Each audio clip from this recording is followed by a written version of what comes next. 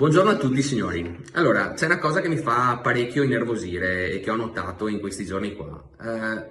Tantissime mascherine e guanti buttati in giro per il paese.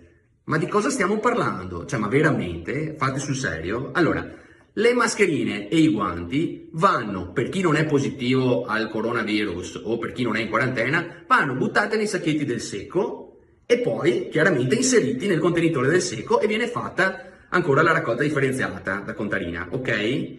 Poi sul sito di Contarina trovate anche un vademecum, eccolo qua, andate nelle news e ve lo scaricate, in cui poi viene spiegato anche per chi è in quarantena o per chi è positivo al virus cosa bisogna fare. Lì viene sospesa la raccolta differenziata e viene fatta solamente l'indifferenziata.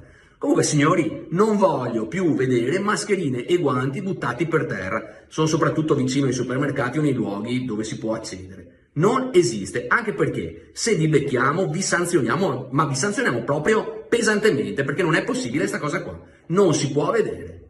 Spero di essere stato abbastanza chiaro. Buongiorno a tutti.